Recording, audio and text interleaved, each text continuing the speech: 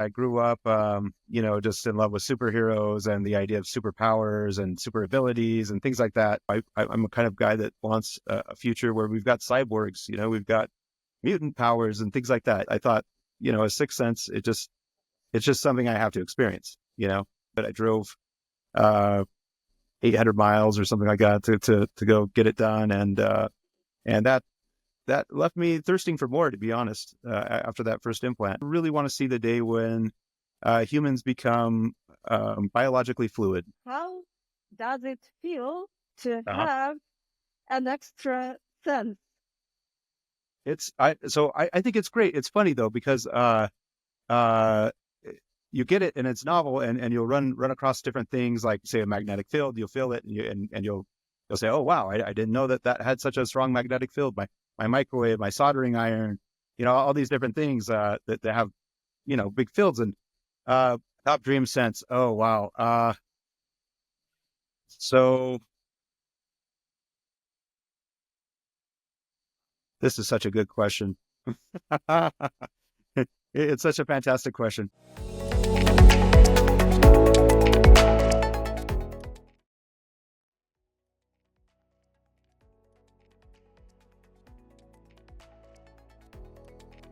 Hi everyone. My guest today is a well-known American biohacker and transhumanist. He is a so-called Grinder, a biohacker that does extreme body modification. He has magnets and NFC chips in his fingers that can link to websites and open car doors. His arm is equipped with a bioterm chip to monitor body temperature. If you ever wondered if cyborgs are real, now we have an answer. They are. I'm thrilled to welcome the bionic man, Rich Lee, in this studio. Hi, Rich. Thank you for joining today. Thank you for having me. Oh, yeah. I'm so excited to have you in this studio. I've read a lot of interviews, listened to your podcast and the podcast in which you took part. So it's super interesting for me. When did you first get interested in expanding the capabilities of a human body? So what is your personal journey that led to biohacking and bioaugmentation? So I think always as a kid, I grew up, just in love with superheroes and the idea of superpowers and super abilities and things like that. And so those things always interested me. I was just born interested in those types of things. I was raised in a very very religious background, and honestly, I never thought that um, uh, we'd be seeing that we'd have the possibility of achieving these things within my lifetime. It was kind of always instilled into me that the end days were always nigh, and the end of the world was coming. And then in later on in life, I kind of fell away from that, and fell away from those like religious teachings.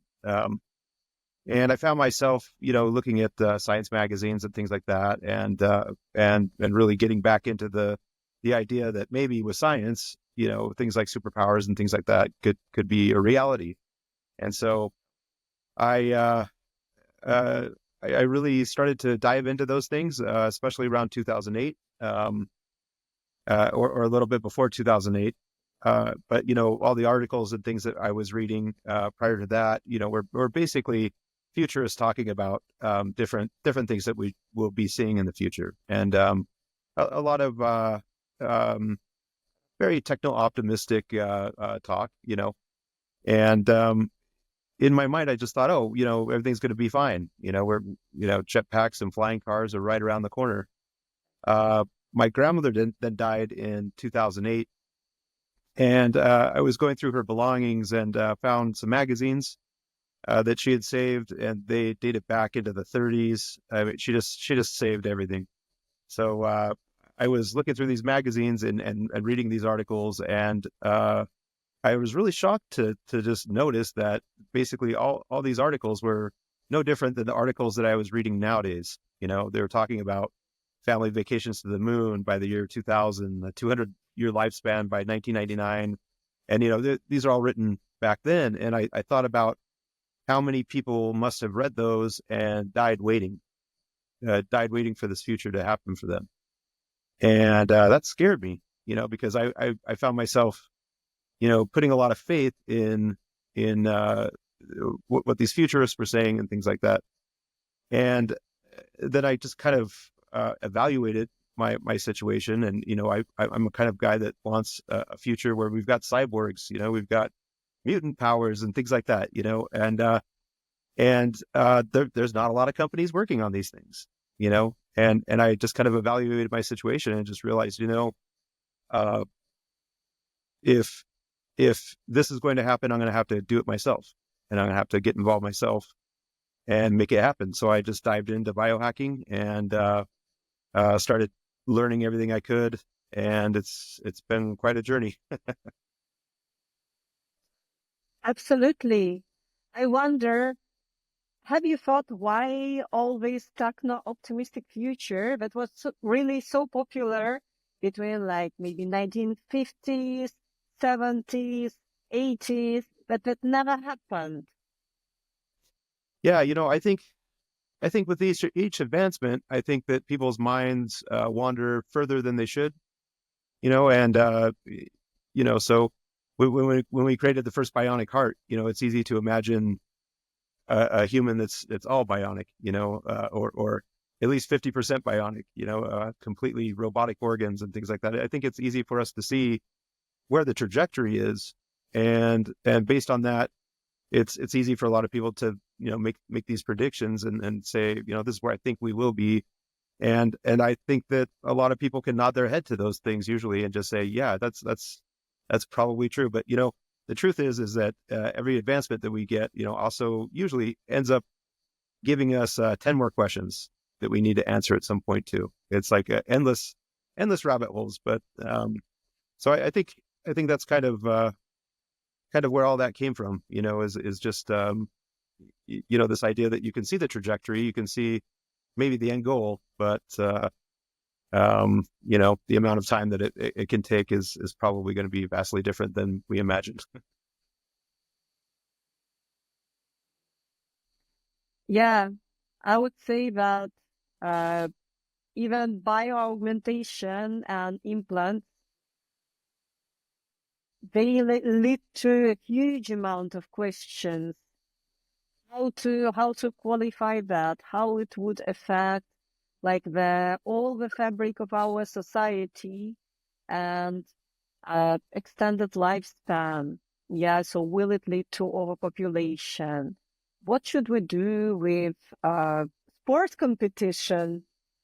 Sure. Should robots have, I don't know, like equal rights if people can be bionic?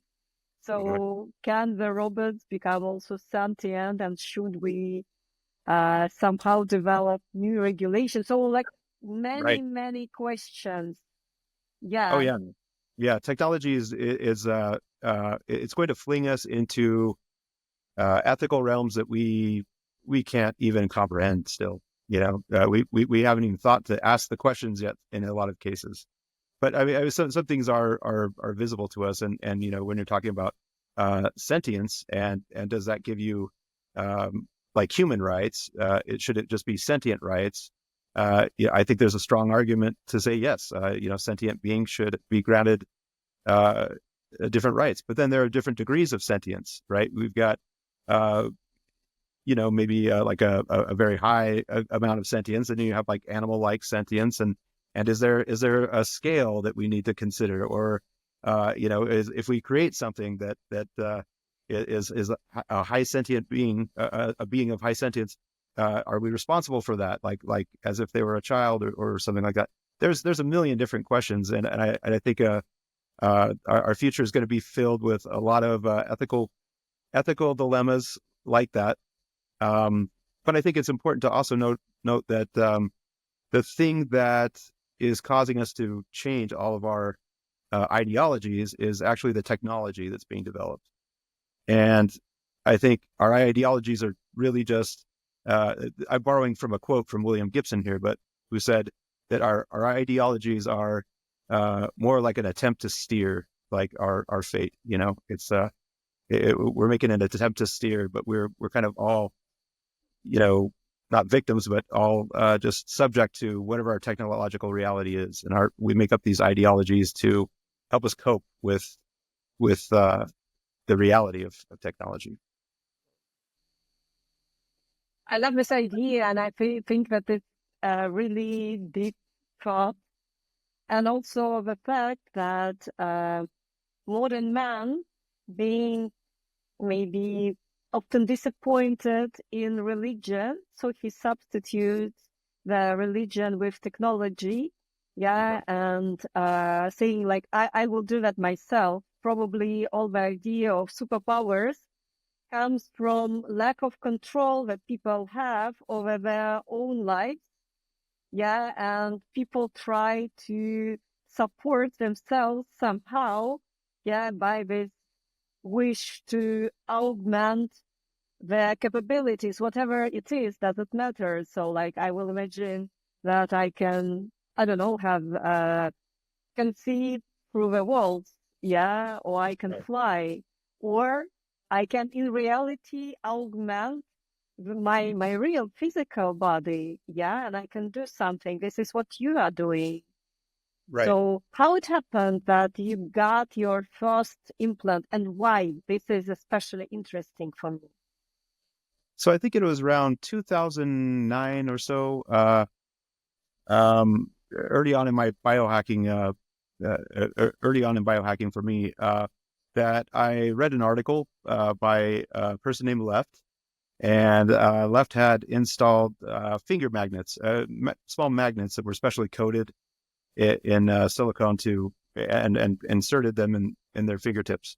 So Left's was basically able after that to sense magnetic fields. And so I read Left's account, and I traveled to the person who kind of invented it, this procedure, named Steve Hayworth, who's a body modification expert, who just is world renowned, actually.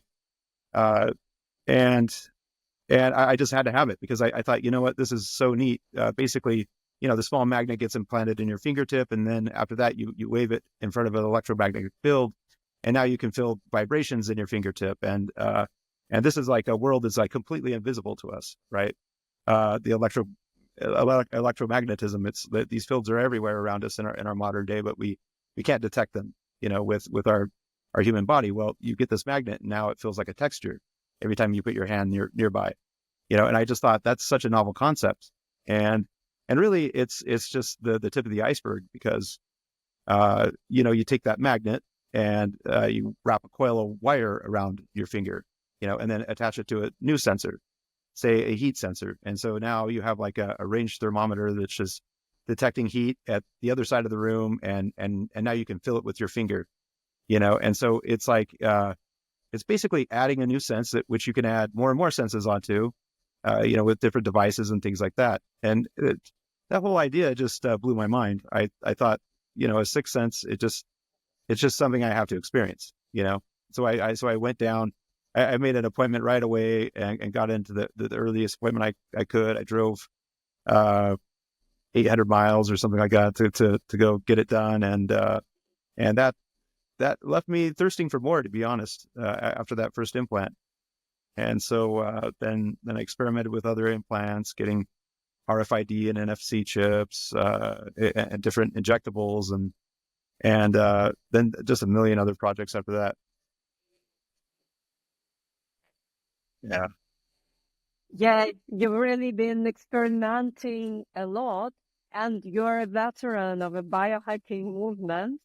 So you've been involved in it since 2008. I wonder, how did your views on biohacking evolved over time?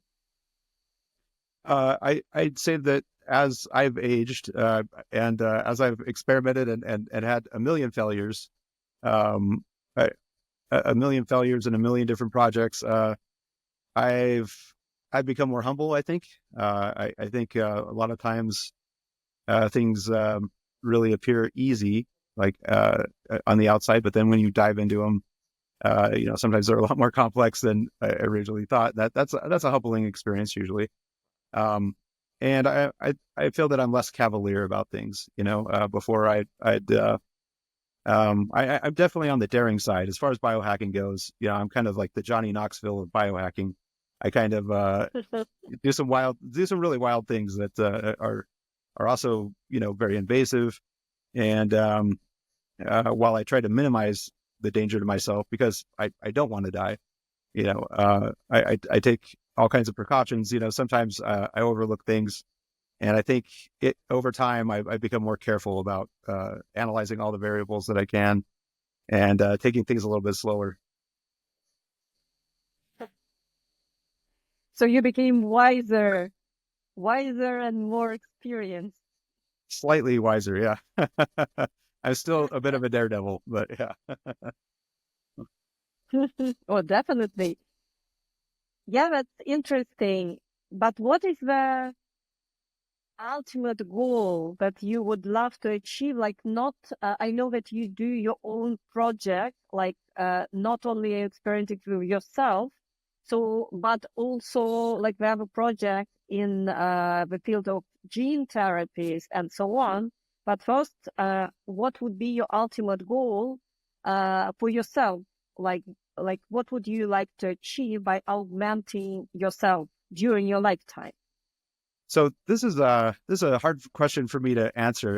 As far as the ultimate goal, well, I'm very interested in longevity, so that's definitely a high goal. But for me, I really want to see the day when humans become biologically fluid. When we have the technology in place that we can do gene therapy safely and so easily that people can just change all kinds of different things about them.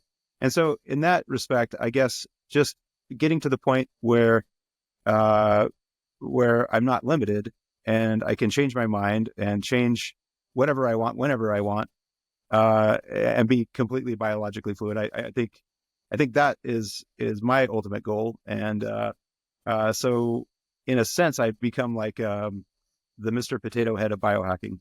Just different parts, different you know, either implants or bionic parts or different gene therapies and different genetic modifications. I think just having that freedom, would be my end goal. Is to have that kind of a freedom of morphology.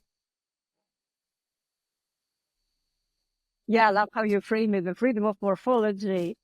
I would say that it's like an ultimate riot. I cannot be limited, yeah, by my own body, yeah, by my own lifespan, Right. by some like barriers, yeah, that I just got because I was born like that.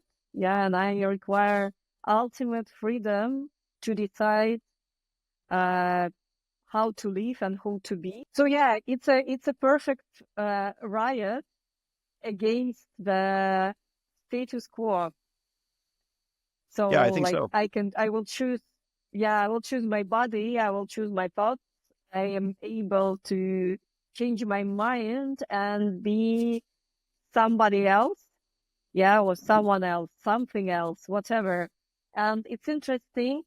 Do you see difference like in perception uh, if you change your body part to something mechanical, or if you use a gene therapy to edit your DNA and it happens just naturally? Yeah, so I'm definitely the type that thinks that we need to have both. I think that both will complement each other. And so I started off doing implants and things like that, but I really got into the genetic side of it, and with CRISPR that came out, just really um, especially propelled me into the bioengineering side of things. And there's a lot of crossover because you can have some devices and if you bioengineer right, you can have certain coatings on these that will bond with the skin, make sure that they don't migrate throughout the body, and it has to be biocompatible. So biocompatibility is a big portion of that. So I think there's some augmentations where bionics will be just awesome, completely cool. Like say if you want like a second set of arms, and say that at some point in the future we they're working on this right now, but basically the ability to for amputees, say, to have a bionic limb, which they can use to actually feel, right? Something that's wired to their nervous system, so that they can use their bionic limb to feel things. That's something that's being pursued right now, and I think someday we'll get there. But when we do get there, it's going to be really interesting because it could hypothetically allow for us to have extra sets of limbs, or be able to manipulate things, with our bionic limbs, and be able to feel just like there were real limbs, So at that point, we won't really distinguish between a bionic limb or a meat limb. It's just going to be somebody's limb. It feels pain. It feels pressure. It feels this or that. Yeah. So I don't know if I have a preference between the two. I want both. I want everything. Yeah, I want it all. Tell me, how does it feel? How does it feel to have an extra sense? I mean, I know as an example, like brain, we have brain plasticity, neuroplasticity that help our brain to adapt to different kind of stimulus. Yeah. So people who, as an example, were never able to hear at some point, like they install maybe really an implant, which is done now, or like the special machine, the apparatus to hear, and their brain first, they are unable to understand what is that, because they have never heard anything before, but right. In a short period of time, brain adapts, and it becomes like a signal that brain is able to decipher. So people start to understand, okay, like this is a dog. Now we hear the construction upstairs, I'm sorry, or whatever else. So how does it feel to have an extra sense? I think it's great. It's funny though, because you get it and it's novel, and you'll run across different things, like say a magnetic field. You'll feel it, and you'll say, oh wow, I didn't know that had such a strong magnetic field. My microwave, my soldering iron, all these different things that have big fields. And but after a while, it's your brain also does something called neuroadaptation, where we're constantly, we have clothes on, and those clothes are constantly touching our skin. And when we're sitting down in the chair, our butts are in the seat connected to the chair. And so that's a feeling, but, we feel it initially, but then we forget about it. It's just, we take it for granted in a way. It's like our brain doesn't need to overwhelm us with that stimulus all the time, and in a way it's the same, where it's so subtle and it's so small that, like, I'll feel a magnetic field and I don't think anything about it, because I just know, that's a magnetic field. It's just part of my, I'm thinking about other things, as I'm going throughout my day. But but I can tell you, if when I've had to remove a magnet, I've missed it. It's been like losing a sense of taste. It's one of those small things that just kind of enriches your life a little bit. And this is a really low tech biohack from a long time ago. So a lot of people have this, and we'll give the similar or different reports depending on them, but it's something that is integrated in my life. And I've had dreams, where I'm dreaming, and in my dream I say, oh, what's that magnetic field I'm feeling, and then in my dream I'll explore it and things like that. So it's definitely part of my brain now, is being aware of these magnetic fields. So and based on that, it really is something that made me want more. especially in the realm of sensory augmentation and enhancement. Having more senses, I think, is going to be huge for humanity in the future, and that's one of my primary pursuits. That longevity and a few other things.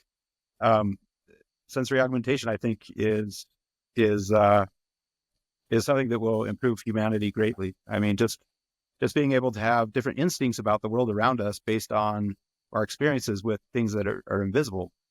Whether that's like wavelengths of light that we cannot currently perceive because of our biology, or different, being able to enjoy different intersections of different senses, right? Almost like a synesthesia. So, Mm-hmm. I think those are areas that fascinate me to no end, and I would love to experiment with those kinds of things for the rest of my life, to be honest. Yeah, it's a constant discovery. Yesterday, I had a podcast recording with the guys from Symbiont Labs, Kazakhs. Maybe you know him. Yeah. So, and he told me that like he had this dream to see a new color, the color that human eye is unable to see. So I don't know if he succeeded, or maybe he's still pursuing this idea. Mm-hmm. Yeah. No. So he's got some fantastic data, and I'm actually talking to you from Kazakh's lab in the United States. So Oh, really? that's where I'm Wow, at. Yeah. cool. So yeah, he's a good friend of mine, and I remember those projects well. Being able to see into infrared, and then we did another one to help for low light vision, nighttime vision, um, Mhm. which was really Yeah, neat with too. some like eye drops, yeah? Yeah. Hmm. Yeah, so I was there for to witness a lot of that, and his awesome work. Um, and it's those kinds of things that again, I think it'll be really important for humanity when we think about where our species would be now if we never developed eyes. You know, of course, we Mhm.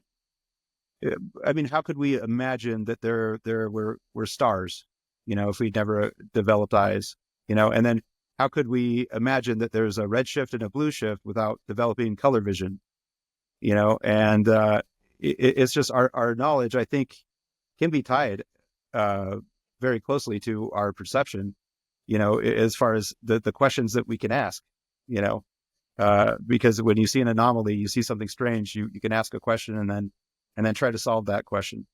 Uh, so I think the more senses we develop, I think it would naturally track that we'd be able to ask more questions and just advance as a species more. Yeah, certainly. And I also think that, in fact, all the reality that surrounds us practically exists in our brain. So it's perfectly a matter of perception.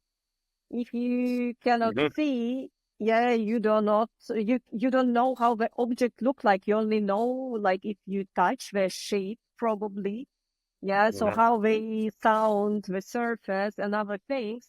So certainly there are things that we cannot see or we cannot hear, although we know that they exist.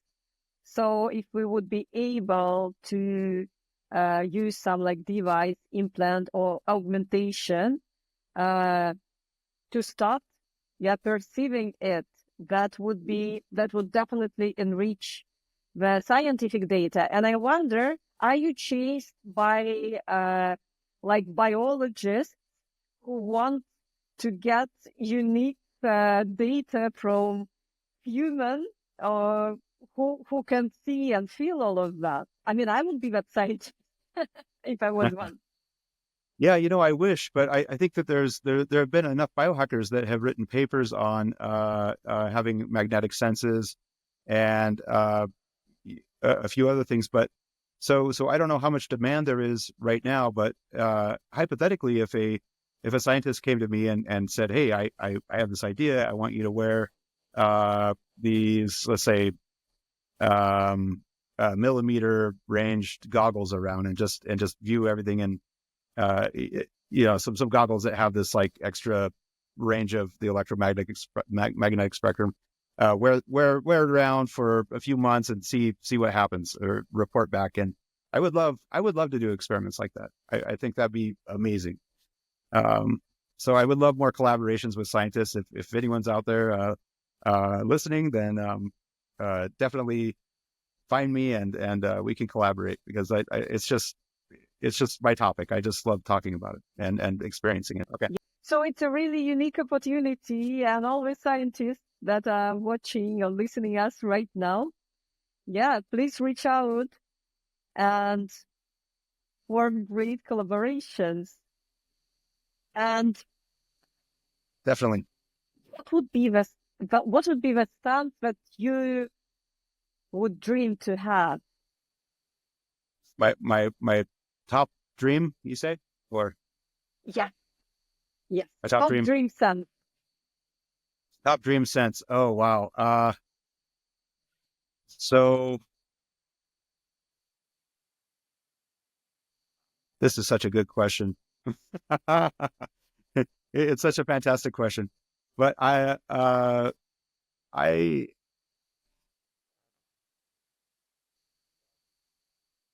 if I had to choose just one, yeah, I'm drawing a blank here. I think infrared vision is a really neat one,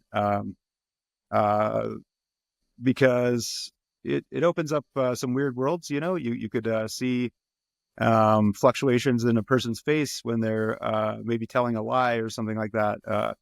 Just the blood flow under the skin. You'd be able to detect that. There's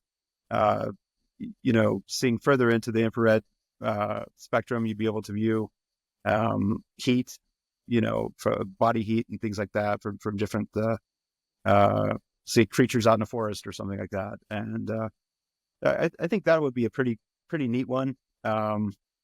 I think I'd start there. I don't think I'd ever be satisfied with just that. But yeah. That looks like several superpowers combined in one. Yeah, in a way it is. Yeah, definitely. Earlier, you said like. Oh, sorry. Please go on. Earlier we were talking about, or you were asking me about recent things with gene therapies and CAR T cells, and I think I completely skipped over the second part of that question. I don't know if you want me to go back to it or not. Definitely, please go on. Okay. So currently, I've got some projects that I'm working on in the bioengineering realm of things. Mainly, we're going to be making kill switches and safety switches for gene therapies and CAR T cell therapies. CAR T cell therapies have been primarily designed to fight cancer and things like that. It's basically taking your T cells, genetically modifying them to identify a certain target and attack it within your body. Currently, CAR T cells are kind of dangerous, kind of a risky thing to have done, because they're hard to regulate, and they kind of get out of control. So right now, our project is to basically make a series of switches so that it's inducible with a certain drug. So you take a drug, and then the CAR T cells activate and do their job. And as the drug wears off, the CAR T cells calm down and go back to being normal T cells, so that we don't get this runaway immune response. And similarly, we're doing the same thing for just any kind of gene therapy. We want to make a tool to where anyone developing a gene therapy will be able to insert our on and off switches, and able to control expression of whatever gene they're doing, or modulate the gene therapies. I think in 100 years, people will look back on the early times in genetic engineering and gene therapies and look at the work that we've done and say, why didn't they have kill switches? Why didn't they have safety switches in these early gene therapies? It's something they just should have done for safety. And there aren't currently like very good safety switches out there. There's some people that are trying to develop some for, whatever CAR T cell therapy they're working on or whatever. But so that's been a recent pursuit. And one of the things that we're going to do as a proof of concept is to basically experiment with CAR T cell therapies to target senescent cells, which is something that other companies have done successfully. It's not. I think that their products without safety switches are not ready for prime time. I think they're very dangerous without safety switches. But so our proof of concept will be basically to apply those to that type of a therapy, which could have huge applications in longevity potentially. Because of changes in epigenetics, and all the like biomarkers of aging. Because of that, because you would be able to like turn on and off different gene sequences. Well, so what we would do is having a CAR T cell therapy would designed to eliminate senescent cells would basically allow the body to kill off its own zombie cells and get rid of all the cells that are no longer dividing, And so in that way, it's a senolytic therapy. It would, so in theory, help reduce inflammation. If you were to clear out those things, just make you feel younger, give you more energy, things like that. So, again, I can't take credit for creating that type of CAR T cell therapy, but I will be taking credit for developing the methods to make it safe. Yeah, that's really important. And there is, it's not irony, but that's interesting that I hear that I want to do that, and I want to do that in a safe way from a person who throughout his life experimented so much and so dangerously with his own body. Yeah. So I guess you can definitely see the character arc there. I have become a bit more safety-minded. Although I will say that once I have the plasmid, I think I'm going to be very tempted to try it out. So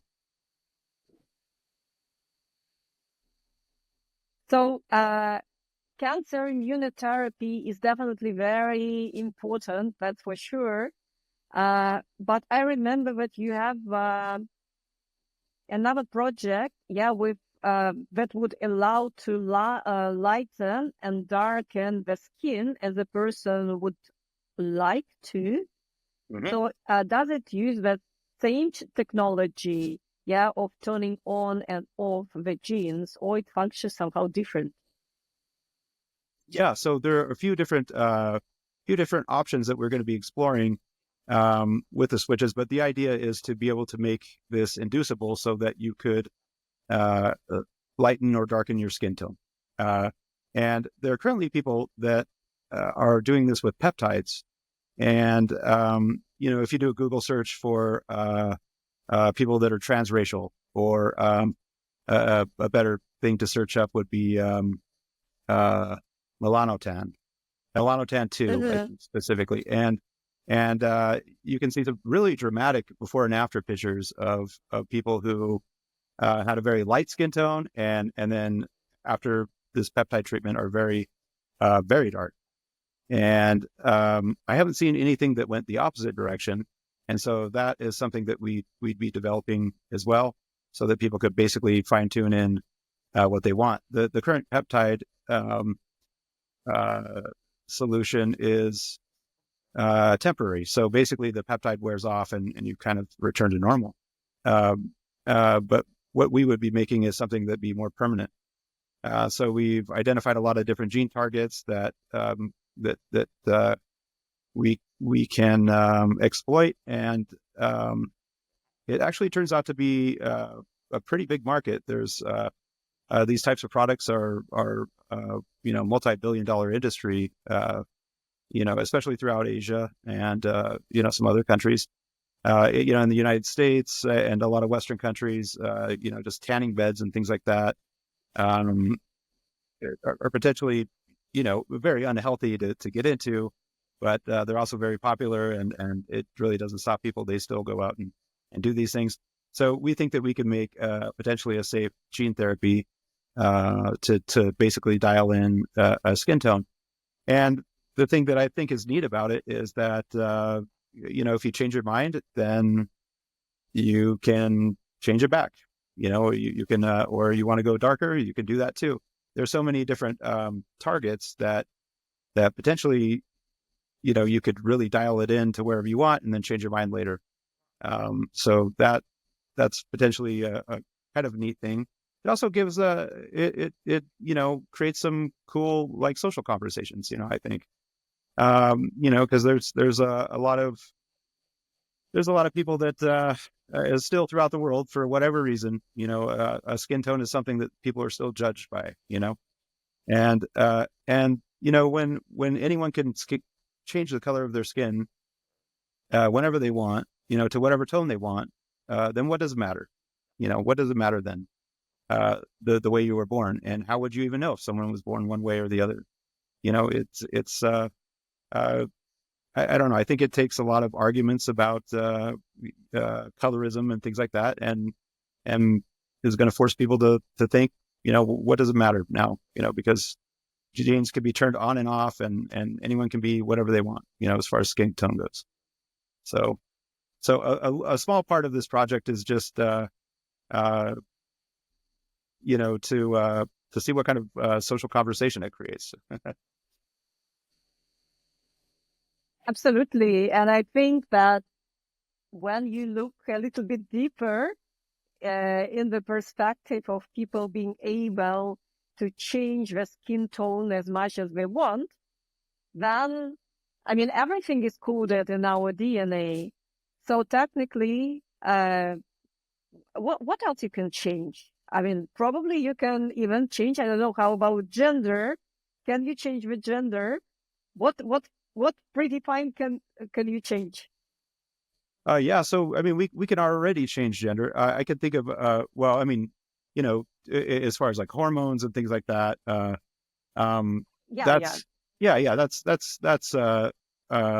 kind of easy, actually. And I think that doing it, on a genetic level, maybe to create, cells that produce more of a certain type of sex hormone, I think that's also low-hanging fruit. I think that's something that somebody could easily develop. We can do some really, really crazy things, though. With the skin tone. There's my partner and his wife worked on a project that basically manipulates darkness, but like on a very large level. So for example, like you could cause a creature's the whites of their eyes to completely go black, and Wow. skin would turn extremely dark, and actually the male animals would produce black semen, which is kind of a strange thing. So it's pretty wild. It's pretty wild what can be done. Now, can that be done safely in humans? I don't know. We're not exactly sure. And sure. then should it be done? I don't know. I think if somebody has a deep wish, and they there's nothing that's going to talk them out of it, we might discover, but I don't know. Yeah. Like, why do you do that? Because I can. Because I can, yeah.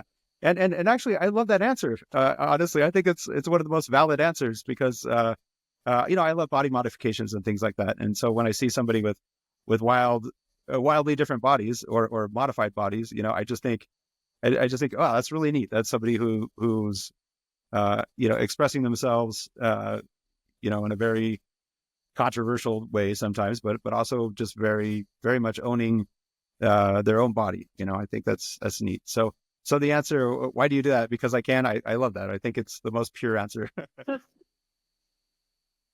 So did you try any of these gene therapies on yourself? Yeah. So my friend Joe Zahner had developed a gene therapy for knocking out the myostatin gene, which is related to muscles and things like that. And so I tried that same plasmid systemically, and it's if it worked, I think it was short lived, and so it was kind of back to the drawing board.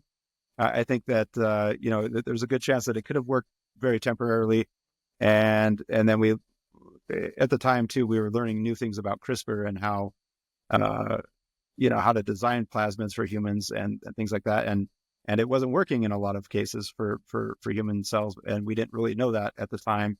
It was during the very early stages of CRISPR, and it's something that people are still working on to be able to make this modification to basically retain muscle mass throughout your entire life. And in fact, there's a company based out of I'm not sure where they're based out of, maybe Texas, but they're doing a gene therapy based on the same type of similar kind of concept. So yeah, I did attempt to modify my genes. It didn't exactly work, but that's not going to stop me. I'm still looking to modify other things. In fact, I've got a huge list of different modifications that I'd love to make someday. So. Oh, can you share some? Sure. Well, some of them involve producing certain inhibitors in the body to help control weight. Some of them involve, muscles. One of them involves something that I think will yield, well, first off, it will cure my color blindness. And then second off, it will introduce an altered cone that will help me to see into the ultraviolet range in theory. So that's another sensory augmentation thing or enhancement thing. So let's see, other ones. I'm drawing a blank. Oh, there's a few that I want to experiment with to be able to produce all the essential amino acids in my body. There's a big list. Yeah, this is a way how to become a superhuman. I think so. I hope so. I'm wondering, I talked yesterday to Kassex and his team, and I didn't ask this question, but you are definitely a person, like a go-to person with this question. Do you think that in any near future, we will have implants that people would be able to self-install, maybe injectable ones? So something which makes it easy to get an implant. So without risk of going to the doctor. Yeah. So super simple process. Absolutely. So injectables are, I think, the way that most of humanity will be introduced to implants, I think, are when they're small enough to be injected. Now, we already have some injectables. In fact, I've got some in the lab here, that are, and most of them are like microchips and things that you could use to, open doors or scan and get different information on or add information to. Those are pretty common and very popular right now at the moment, actually. There are other injectables that there's one, for example, that will allow you to basically mimic a tap to pay credit card, so that you could have your credit card information on it and just tap your hand on it. I've got a tap to pay credit card implanted in my hand right now, but it definitely wasn't injectable. It's pretty large. But there's a lot of different injectables. Injectable lights are something that I'll be giving a talk about here soon. But I think have I think are super cool. They're just injectable LEDs, and they glow under the skin. So you can imagine going to a rave or something like that and looking like a jellyfish, like a just strobing with the music or something like that in the future. But then it's going to we'll get into some cooler things. I think we'll see a day. I think it's not too far off to have an injectable like headphone implant, audio implants, um, which will be really cool. I think that will really popularize implants altogether. So that day, in a way, is already here. We just need to keep going. We need to keep miniaturizing things, putting them in little tubes, and so that they can be delivered as injectables. But having an injectable really is the ideal delivery method. It's minimally invasive and doesn't require stitches usually. Yeah, certainly. As a marketer, I know that this UI UX part is something that like breaks down half of the process. If you have a product that is very hard to use, yeah, so it creates a lot of barriers on the way to the mass adoption, which we like see for several years with crypto space. Yeah, Yeah. and now we can witness how it becomes simpler, more accessible, and so on and so forth. So in case of implants, injectables would definitely create a bigger market.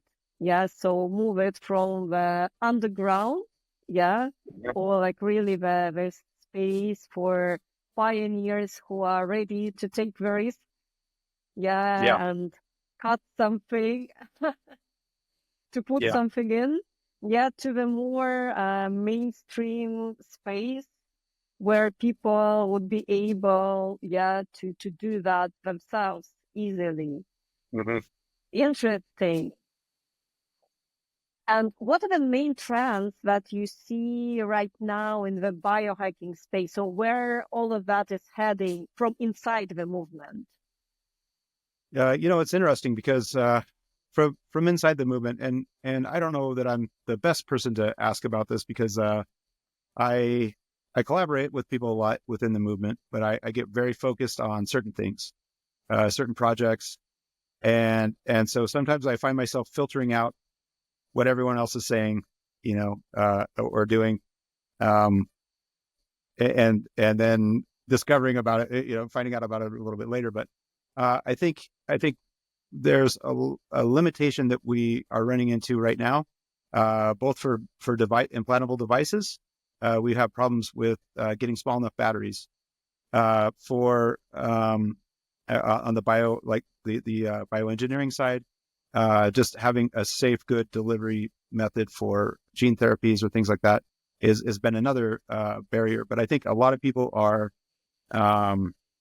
ready to explode. They have the ideas, they have all these things, and once these barriers fall, which I believe they will, I think you're just going to see a lot of people just burst forth. With all these different things, it's going to like basically allow the dam will break, right?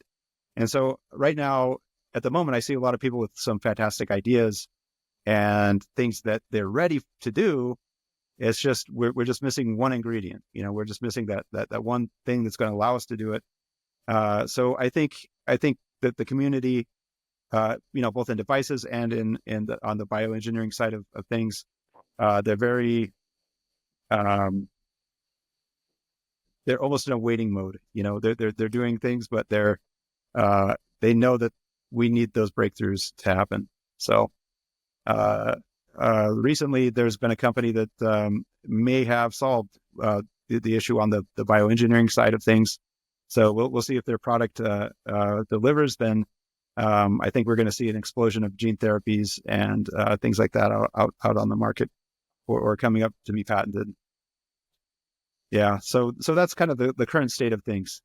Also, in the biohacking community, money's always been a big issue because most of us are in garages. Most of us have day jobs, doing something completely different. And so, we don't always have access to labs, and we're using equipment that's been hacked together, and haven't really had the funding to do a lot of really well, at least all the things that we want to do. So that's been another barrier. But now some people are starting to get funded. Some money's starting to flow into biohacking, and I think people are realizing that there's like a whole world out here it's really a lot like the 1980s when people were working on computers in the garages. You have your Bill Gates type people, or your Steve Jobs, or whoever, just messing around in garages. And I think it's very reminiscent of that, where you've got a lot of people with great ideas, and they're in garages, doing awesome things and doing what they can with on a shoestring budget. Yeah, I definitely can compare it. Yeah, with Cambrian explosion of personal computers. Yeah, like Right. Microsoft, Apple, all of that. So you will be the pioneers of biohacking, which will explode in the next maybe 10, 20, 30 years. And what's interesting for me is also the regulations, because currently in many countries, what you are doing is in gray zone. So there are some regulations about mostly medical devices, and they're quite outdated. So do you Yeah. think that we need more modern, updated laws and regulations around bioaugmentation? I think so. And I can't tell you what the exact answer is going to be, but I can tell you that we have always existed in a gray area. A lot of our things are being used in body modification, and that's kind of an area where people kind of overlook different things, especially most body modifications are using things like silicone, which is a very well established material. And so the FDA, I think, is not too concerned because they know, okay, silicone is safe. The things that I get into, or maybe it complicates things more, definitely, and it definitely is a gray area. But the current medical device, approval method for the FDA is so restrictive that there's no way that anybody would want to pursue creating a device, that's not for a medical purpose, and it is just for, a cool function under the skin, say like a small computer or something like that in somebody's arm or something, going through and paying millions of dollars to go through this FDA process, with the likelihood of being turned down because there's no medical use for it. It makes us not want to even mess with that process. It makes us just want to stay in the gray market, because it's so cost prohibitive. Now, if there was some kind of something that we could set up, where you would submit something for review and it was affordable, or at least gave the FDA some kind of a way to say, oh, this isn't fully approved, or we've reviewed it, and on a scale of 1 to 10, we would say it's say 8 for a health hazard. So proceed at your own risk or something like that. Maybe if there was some kind of rating system like that, or evaluation system like that, and it was still left up to the consumers, maybe something like that would help.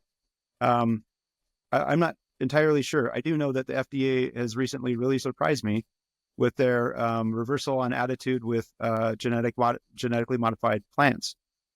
That was a very hot topic for a while, GMO plants, and who has the rights to them, and this and that, and modifying plants and animals it was almost impossible. I mean, especially if you wanted to just make something glow in the dark,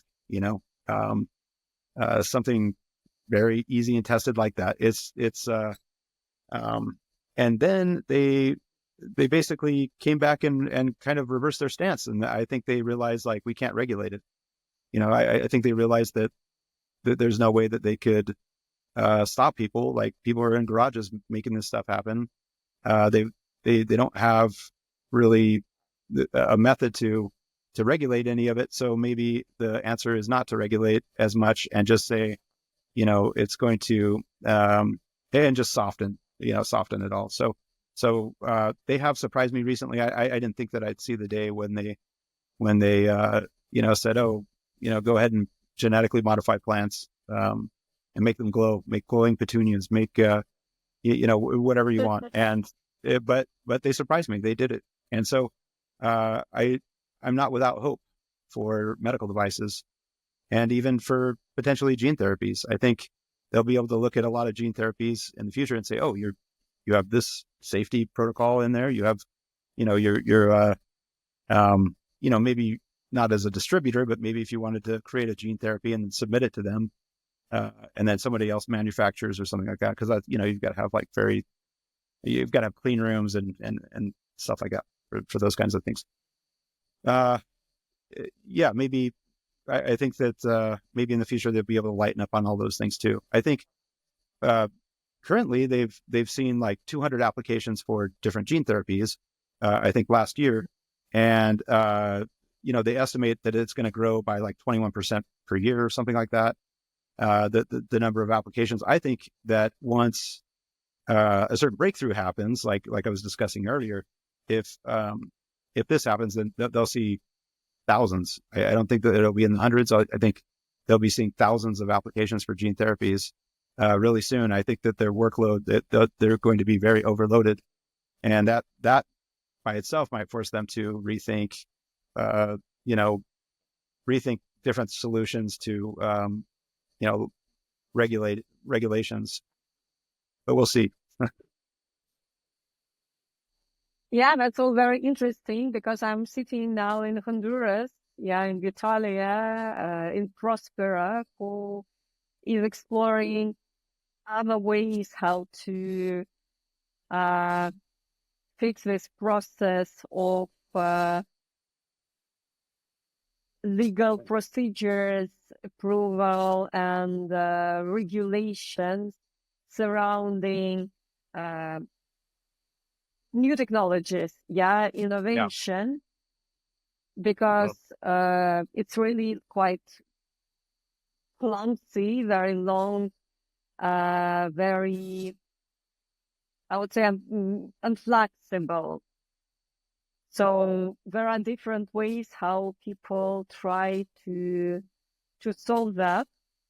Yeah, and it's great to see that there are so many bright minds who work together towards this goal. They had different approaches. Yeah, so some people work to enhance people with implants. Some people work to change their epigenetics with lifestyle. Some people say that we will develop, I don't know, flying drones that will distribute the drugs. Somebody says that we will repurpose the existing drugs and we will make the process of developing a treatment much easier and cheaper. But I am being here and also talking to you. I'm absolutely sure that all together, all this community of like-minded individuals will definitely make a huge difference. We will see that very soon. It's so exciting to be in the in the epicenter of events. Yeah, I agree. So I think we should slowly wrap it up. I have one last question. Sure. If you would achieve immortality, to what would you dedicate your life? I would say that if I was immortal, I would do science experiments till forever, for the rest of my life. Uh, there's a big list, but the removal, or I don't want to say necessarily removal, but we'll say removal of human needs, and I think is a big would be a big pursuit. So basically, being able to control or genetically modify or by devices modify different aspects of living. Like how much sleep we need every day, how much um, making sure that we have things in place to regulate oxygen and the way that the body handles water and things. I've got a very extensive list, but yeah, I guess doing experiments related to human needs and also sensory augmentation and enhancement would be my first the first thing that I'd start working on in my eon in the coming eons. So Yeah, I just realized that with this question and your background and context, you really need this immortality. It's not I do. about I will finally learn Chinese and I don't know, learn how to, yeah, I don't know how to drive a train. Yeah, no, you really need it. You would be able to experiment so much more and on a such larger scale. Yeah, I wonder, it would be great if we see that. I'd love Thank it. you so much. Oh, thank you.